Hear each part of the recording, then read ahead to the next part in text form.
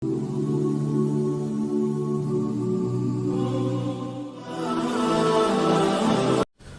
باللہ من الشیطان الرجیم بسم اللہ الرحمن الرحیم السلام علیکم ورحمۃ اللہ وبرکاتہ۔ ناظرین، آج کا دن ہمارے لیے بہت خوش بختی اور خوش قسمتی کا دن ہے کہ اللہ تعالیٰ اپنے فضل، کرم اور توفیق سے ہمیں اپنی زندگی میں ایک مرتبہ پھر جشن آزادی منانے کی توفیق نصیب فرما رہا ہے۔ ناظرین، کیا جس طرح سے ہم جشن آزادی مناتے ہیں، کیا پاکستان ہمیں پلیٹ میں رکھ کر دے دیا کہ یہ لو جاؤ اپنی آزادی کے ساتھ زندگی گزارو، آزادی کے ساتھ اپنی عبادات کرو؟ ہرگز ایسا نہیں ہے، بلکہ پاکستان کی آزادی کے وقت لاکھوں لوگوں نے اپنی جانوں کا نذرانہ پیش کیا۔ اسی حوالے سے گفتگو کرنے کے لیے ہم نے آج دعوت دی ہے جناب علامہ محمد اسماعیل صاحب سے۔ السلام علیکم علامہ صاحب۔ السلام ورحمۃ اللہ۔ کیسے ہیں آپ؟ ٹھیک ہیں الحمدللہ، اللہ تعالیٰ۔ علامہ صاحب، ہمارے ناظرین کو یہ بتائیے کہ پاکستان کیسے اور کیوں وجود میں آیا، اس کی کیا وجہ؟ الحمدللہ والصلاۃ والسلام علی رسول اللہ، اما بعد۔ سب سے پہلے تو میں آپ کا شکریہ ادا کرتا ہوں کہ آپ نے ہمیں اپنے پروگرام میں دعوت دی۔ اللہ تعالیٰ آپ کے اس پروگرام کو اپنی بارگاہ میں قبول فرمائے، اور ہم سب کو پاکستان کے متعلق جتنی باتیں ہیں اس کو قبول کرنے، اس پر عمل پیرا ہونے کی توفیق عطا فرمائے۔ آپ کا سوال ہے جہاں تک کہ پاکستان کیسے اور کیوں وجود میں آیا، اس کی وجہ یہ ہے کہ ہم نے پہلے ان دو سوالوں کو سمجھنا ہے۔ اگر ہم نے ان سوالوں کو نہ سمجھا یا نہ اپنے دل میں بٹھایا یا نہ اس پر غور و فکر کیا تو پھر ہمیں مسلمانوں کی جد و جہد اور آزادی کے لیے کوششیں، ان کا مال، جان، عزت، آبرو کی قربانی پیش کرنا صحیح طور پر سمجھ نہیں آ سکتا۔ بالکل۔ اور اس کو سمجھنے کے لیے ہمیں آنکھوں کے ساتھ ساتھ دل کا روشن ہونا ہمارے لیے ضروری ہے۔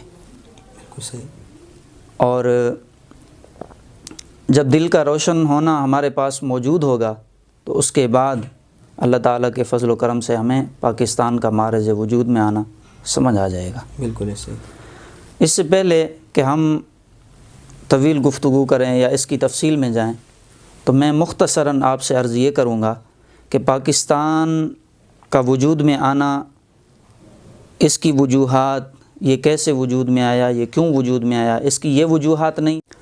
مسلمانوں کو جو ہے وہ گانا نہیں گانے دیا جا رہا تھا، یا مسلمانوں کو جو ہے فلاح و بہبود کے لیے آگے نہیں آنے دیا جا رہا تھا، یقیناً ایسی کوئی بات نہیں ہے۔ جی بالکل۔ یا پھر مسلمانوں کو جو ہے دیگر کام جتنے بھی دنیاوی معاملات ہیں ان میں آگے نہیں آنے دیا جا رہا تھا، کوئی ایسا معاملہ نہیں تھا، بلکہ پاکستان کی تحریک اور پاکستان کے معرض وجود میں جن علماء نے، جن قائدین نے شرکت کی ہے، ان کے پاس اللہ تبارک و تعالیٰ کے فضل و کرم سے ایسی نظر غائر تھی اور دقیق نظر تھی کہ وہ سیاسی معاملات، فلاحی معاملات، تنظیمی معاملات اور جتنے معاملات ہیں ان کو اچھے انداز سے سمجھتے تھے، اور ان کے پاس اچھی صلاحیتیں موجود تھیں۔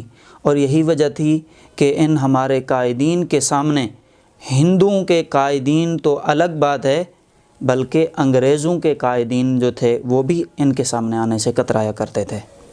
اور اسی چیز کو پیش نظر ہمارے قائدین نے رکھا کہ ہمارا ان سے کوئی نسلی معاملات نہیں ہیں، نسلی جھگڑا نہیں ہے، تعصب کی بنا نہیں ہے، یا پھر ہمارے بچوں کی لڑائیاں نہیں ہیں، ہمارے خاندانی لڑائیاں نہیں ہیں ان کے ساتھ، یا قتل و غارت کا معاملہ نہیں ہے، بلکہ ان کے درمیان اور ہمارے درمیان سب سے بڑا فرق جو ہے وہ اسلام۔ علامہ صاحب، ہمارے ناظرین کو یہ بتا دیں کہ یہ جو 14 اگست ہے آج کا دن، یہ محرم الحرام کا دن ہے، محرم کا مہینہ بھی ہے، کیا اس دن کی بھی کوئی عزت ہے کہ اس دن میں بھی 14 اگست کو اسی طریقے سے منانا چاہیے؟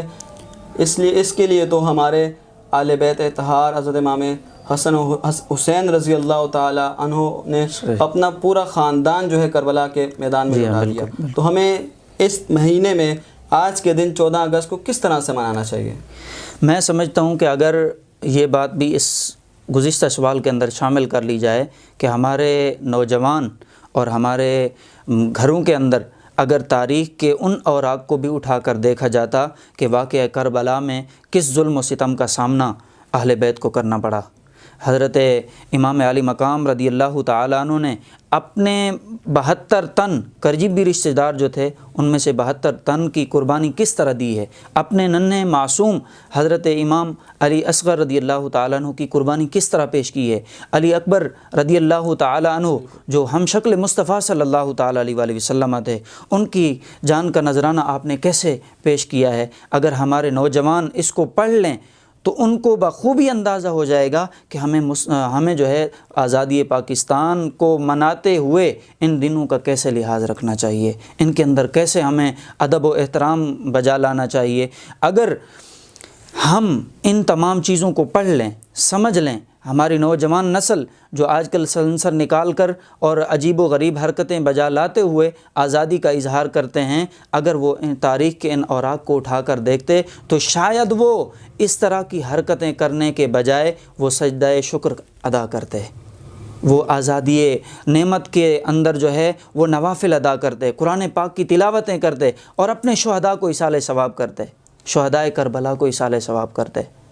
بالکل ناظرین، یہ علامہ اسماعیل صاحب نے بڑی اچھی بات کی ہے کہ ہم نے پاکستان میں ہیں کہ جس طرح سے جشن آزادی کے روز 14 اگست کے دن ہمارے نوجوان بچے اور بچیاں جشن آزادی مناتے ہیں، بائکوں کے سلنسر نکال کر روڈوں پہ دندناتے پھرتے ہیں، ہماری بہنیں اور بیٹیاں اپنے گلوں میں دوپٹے ڈال کر روڈ پہ نکل آتی ہیں۔ کیا پاکستان اس لیے آزاد ہوا تھا کہ اس دن اس طرح سے جشن منایا جائے؟ جی میں تو سمجھتا ہوں کہ ہمارے نوجوانوں نے جو یہ سلسلہ شروع کر دیا ہے کہ اگر ہمارے نوجوان تاریخ کے اوراق اٹھا کر دیکھتے تو شاید ان کو اپنے اس کیے ہوئے پر شرمندگی کا اظہار ہوتا، شرمندگی ہوتی۔ بالکل ان کا شرمندہ نہ ہونا تاریخ سے ناواقف ہونے کی نشانی ہے، علامت ہے کہ انہوں نے تاریخ کو پڑھا نہیں ہے، اپنے مسلمانوں کے متعلق دیکھا نہیں ہے کہ قیام پاکستان کے وقت کتنے لوگوں نے اپنے مال، جان، عزت، آبرو کے نذرانے پیش کیے۔ آپ اس بات کو نہیں جانتے کہ ہمارے پاکستان کے وجود میں آنے کے وقت ہمارے اوپر کتنے ظلم و ستم ڈھائے گئے ہیں۔ سادات کرام کو جو ہے وہ اغوا کیا گیا ہے، اور سادات کرام کی جو باپردہ خواتین تھیں، بیویاں، ان کو جو ہے وہ قید و بند کی صعوبتوں میں رکھا گیا، طرح طرح کی مشکلات کا ان کو سامنا کرنا پڑا۔ اور ہماری مائیں بہنیں، اگر رنگ ریز مسجد کے حالات اٹھا کر دیکھا جائے تو رنگ ریز مسجد کے حالات اور اس کے کنویں آج بھی گواہی دے رہے ہیں کہ اس کے اندر کتنی نوجوان عورتوں نے اپنی عصمت کو بچانے کے لیے چھلانگیں لگا دی تھی۔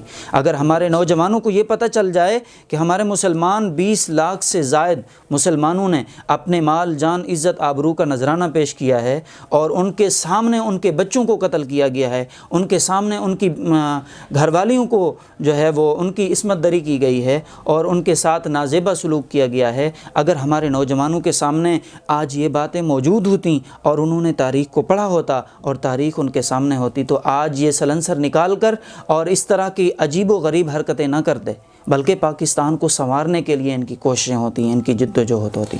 کو حاصل کرنے کے لیے ہمارے مسلمانوں نے اپنی جانوں کا نذرانے پیش کیے اور دین کو بچانے کے لیے کربلا کے میدان میں امام علی مقام نے اپنے پورے خاندان کو پیش کر دیا صرف دین کو بچانے کے لیے۔